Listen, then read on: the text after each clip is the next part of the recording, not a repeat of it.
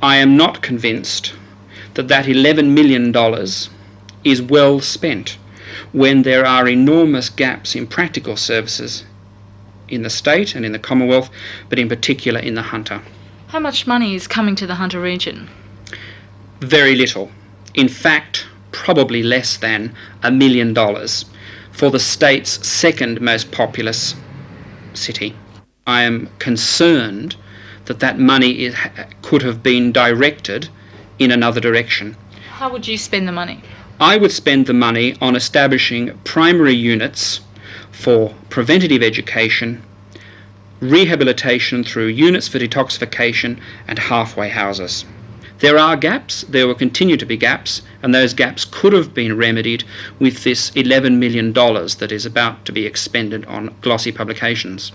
By the end of this week, a 24-page booklet will be distributed in the letterboxes of the 400,000 households in the Newcastle area. In it will be important topics aimed at increasing public awareness of drugs and their abuse. But more importantly, the government wants to teach the young, and that's where the Department of Education steps in. Wendy Arthur has been appointed the Student Welfare Drug Education Consultant for the Hunter region. Her job will be to provide in-service courses for teachers, aimed at increasing drug knowledge in the classrooms. Well, the approach to drug education will be a whole school, K-12 program with a preventive emphasis, giving students living skills to cope with a society that uses drugs. Things like building their self-esteem, communication, decision-making, assertiveness training. How successful do you think the drug offensive campaign will be in the schools? Our aim is to look at setting up ongoing programs that will involve parents and the community and the schools and the students totally, so that they own their program and want to see it a success.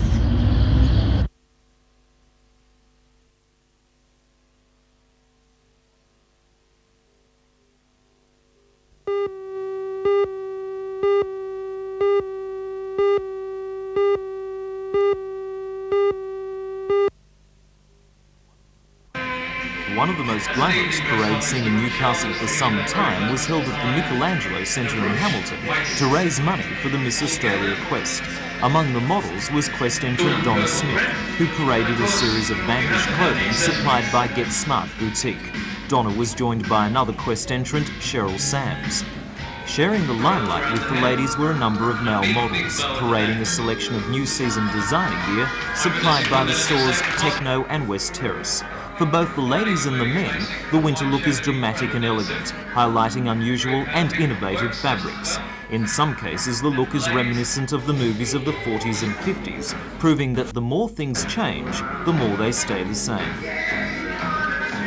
Meanwhile, a fashion show of a very different kind was held at the Newcastle Workers Club, and this time the accent was on hair. The Sydney organisation Hair Professionals staged the innovative show for the International Hairdressers Society, an organisation that aims to educate hairdressers in the very latest techniques.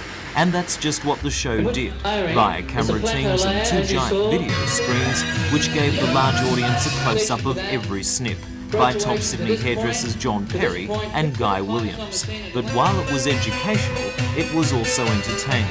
Plenty of music and leather fashions from Joshua Berger adding the finishing touch.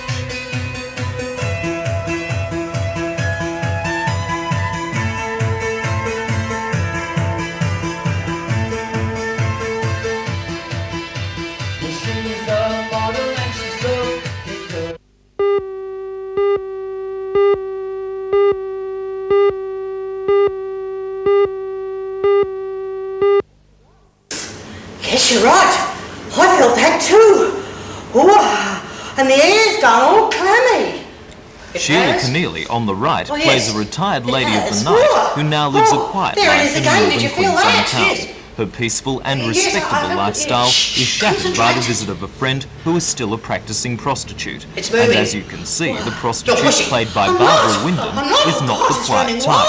Barbara has a long list of theatre and television credits, the most recent being a role in A Country Practice. Sheila Keneally will be remembered by fans of Number 96 and for her role as Rosa in Kingswood Country.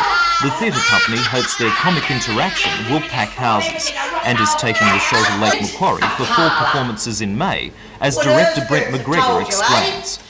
The play essentially is about friendship, a friendship which goes back over many, many years and looks at all the sort of the highs and lows that happen in friendships. You're taking the show to Lake Macquarie between May the 20th and the 24th. What's the idea behind that? Well, I think it's very important for us to work in the Playhouse, but also to get beyond the Playhouse and to take our shows to other audiences. And people in the Lake Macquarie area have been asking us to take shows out there, so it's fulfilling that request, really. Beautiful.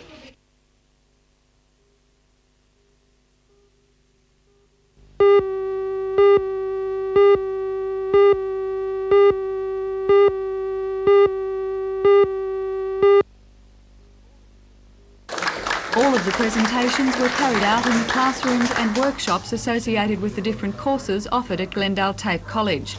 Those receiving the awards completed their study last year. As well as commending those who had excelled, the college took the opportunity to show prospective students just what it has to offer. For motor vehicle enthusiasts, the college runs courses in automotive engineering, panel beating and vehicle painting, as well as classes in vintage car maintenance and restoration. For example, a student added most of the finishing touches to this Super 6 Hudson Sports Roadster. Other departments on display included the metal trades, boiler making and welding, and the college's new computer section. Established at a cost of $70,000, it offers courses in microcomputing, data and word processing. But perhaps one of the most practical demonstrations was provided by the retail fashion department. 500 students at Glendale College and its associated centres at Toronto and Morisset completed the course last year, and to celebrate, students modelled their handiwork at an outdoor fashion show.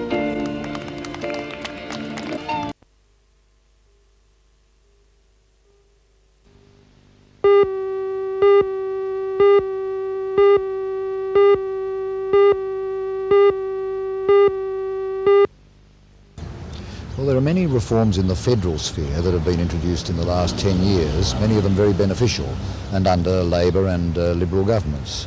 The Freedom of Information Act, the Federal Ombudsman, a right to reasons for administrative decisions, and amalgamating and getting together all the federal tribunals so that there is a consistent development of administrative law and policy. I think that many of those developments could be reflected in the state sphere and indeed in some respects are long overdue. Do you think the people of New South Wales know enough about what's going on behind the walls of the Wran government? Well, I think people are becoming more and more insistent that they do know. That is certainly the case in the federal sphere, where the numbers of applications under the Federal Freedom of Information Act are going up all the time. And I think the lesson is there. The government in New South Wales has promised a Freedom of Information Act on a number of occasions, and I understand it's being drafted. I think the time has come when we can expect such legislation will be introduced. It would be an important reform. Anything that in the world of big bureaucracy makes the administrator answerable to the citizens is a good thing.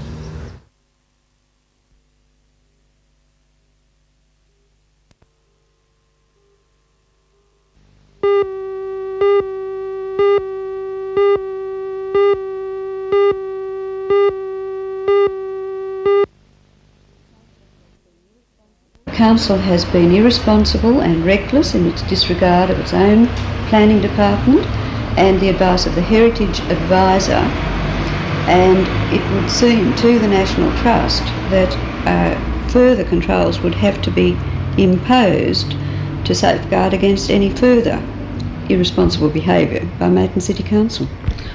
It was Maitland City Council's handling of 3 demolition applications which drew this fire from the National Trust.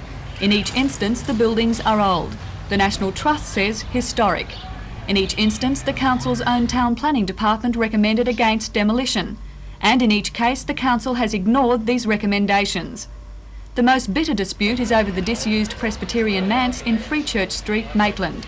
It's the property of the Catholic Education Office, which sought the demolition order. Council gave its consent. The National Trust responded by lobbying the Heritage Council of New South Wales and buying valuable time by slapping a heritage order on the building. Despite giving council approval to the demolition of the manse, Maitland Mayor Pat Hughes described this delay as well and good. It was a very touchy decision for council to make, but we made it in good faith and after it had been inspected by the alderman, and we have to take a lot more into consideration than does the Heritage Council or the National Trust or even our Heritage Advisor. We've got to... The Mayor's sympathies, however, do not extend to this vacant shop in Swan Street, Morpeth.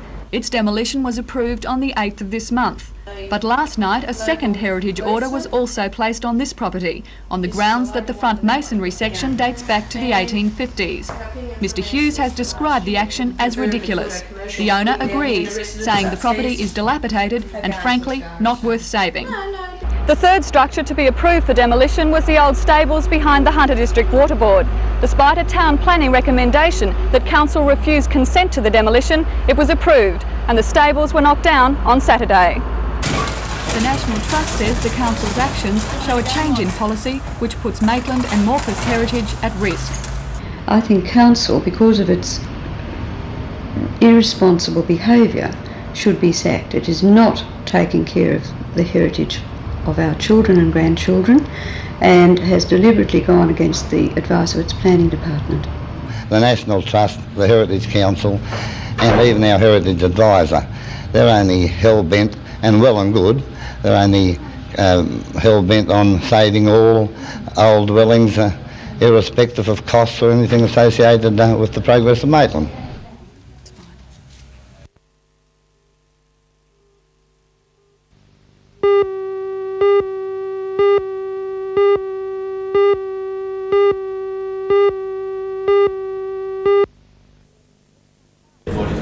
Engineers from 5 smelters in Australia and New Zealand took part in the seminar. The companies are fiercely competitive, yet agreed to join forces because of the depressed state of the industry. 6 months ago, the price of aluminium fell below $1,000 a tonne. It has risen only slightly in recent months to $1,300, just enough for companies to break even or make a modest profit. One of the industry's biggest expenses is its annual maintenance bill. $100 million is spent maintaining smelters in Australia each year. At the Curry smelter alone, $14 million are spent on maintenance each year. This exceeds the cost of new developments. 138 men and women are employed full-time just to keep the plant's equipment in working order. The plant operates 24 hours a day, so a high maintenance bill is expected. The companies are searching for ways, however, to reduce their outlay. Curry Smelter Works Manager Peter Whiteley. Through better management, by looking at the methods we use, by using high-tech techniques such as diagnostic maintenance, use of thermovision cameras to identify hotspots on machinery, that style of thing, by organising the maintenance effort better, by area maintenance rather than centralised maintenance and that style of thing.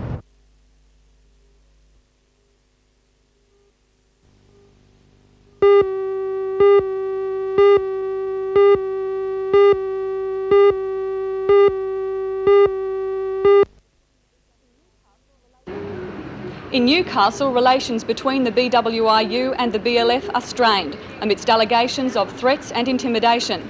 BWIU organiser Bob Cochrane claims a BLF official last night threatened one of his union members. Mr Cochrane alleges the BLF official said, "You're a local boy, we know where you live, so you better watch out." The BLF has strongly denied that any threats have been made. The deregistered union, however, has indicated it will step up pickets at jobs throughout Newcastle over the next few weeks. At the Williamtown Air Force Base this morning, a picket line was set up, according to the BLF, at the request of its members working on the expansion and upgrading of the base. The BLF says since the union's deregistration, construction companies are refusing BLF officials right of access to sites to talk to members. When we were deregistered, the company took away the right of entry, or the Arbitration Commission took away the right of entry to union officials, therefore leaving us with no legal access to these building sites. But we've informed the NBA and these building companies that we'll just refuse to recognise the Arbitration Act, and we'll continue to represent our members. There's only 3 of you here today, that's not much for numbers. How effective are your pickets going to be? Our pickets are going to be effective. We've got plenty of rank and file members who are out now, around the jobs, around the city and up the bush, and this is just a token picket. As I say, we were asked by our members to put the picket line on, and we've done that, and we'll just see what the reaction is.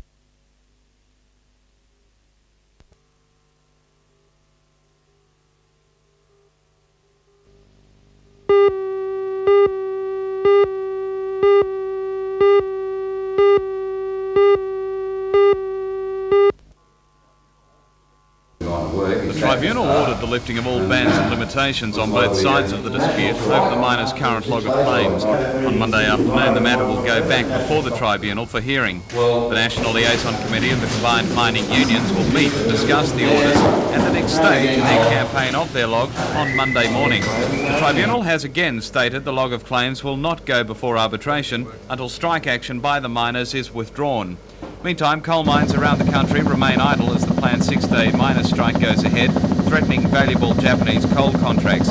Yesterday, miners returned to work for a short time at Pelton-Ellalong Colliery after the mine's owners, Newcastle Walls End Coal Company, abided by a tribunal order to withdraw its controversial no-strike agreement. The agreement was also withdrawn at Pelton's sister colliery, Gretley, but only tradesmen and mine mechanics returned to work.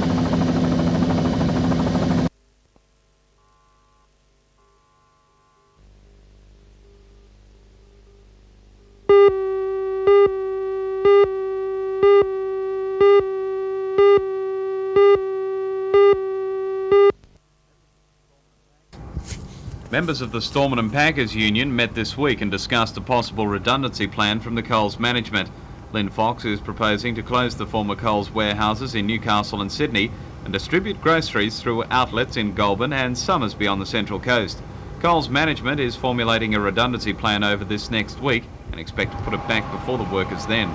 Final deals should be settled by late August. Coles says the rationalisation of distribution outlets has been caused by pressure to increase productivity and reduce costs.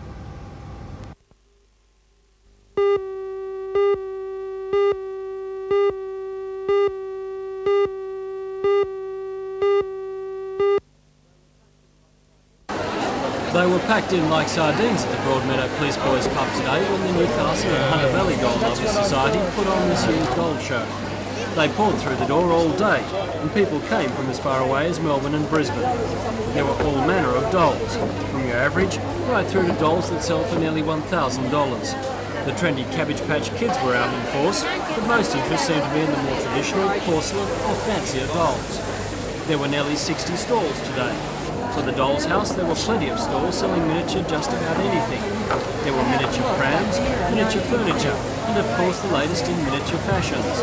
And if your doll has an accident or is getting a bit tangled around the edges, there was even a doll's hospital. Because they're worth $400 to $800 now.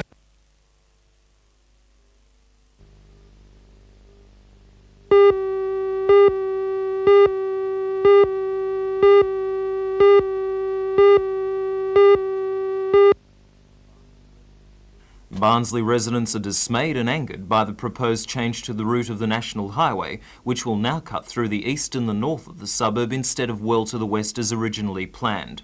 Locals point out that the eastern route was rejected in an environmental impact statement in 1983 on several grounds, including the effect on the recreation reserve bordering Cockle Creek. As well, several houses, including this one, will have to be demolished to make way for the freeway, which will be elevated between 8 and 10 metres above the ground. A major problem, say the residents, is that the freeway would be built on the Cockle Creek floodplain, and they fear their houses would suffer frequent flooding. The eastern route and a proposed third route to the west of West Wallsend are the subject of a new EIS to be published by the end of next month. The original western route was rejected because of mining companies who said it would lock up huge coal reserves. Residents say the DMR gave the coal companies what they wanted, while locals were kept in the dark. The only way that we found out that the road was going to come through here was when the surveyors came through putting the pegs in the ground, and we believe that it has been known by some of the other government departments that this has been known by them for some considerable time.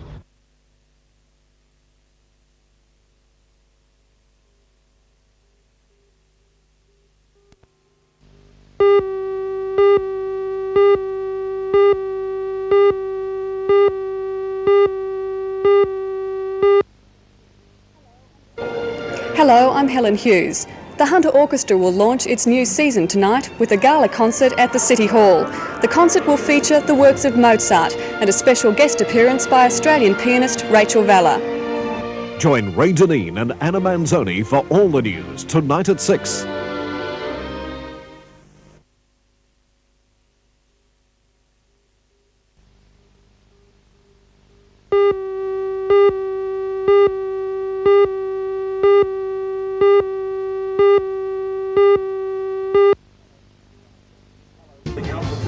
Hello, I'm Mark Warren. Today on the Central Coast, emergency crews were involved in Operation Cold Storage. The operation will familiarise emergency crews with the dangers of working in cold storage areas. Join Ray Deneen and Anna Manzoni for all the news tonight at 6.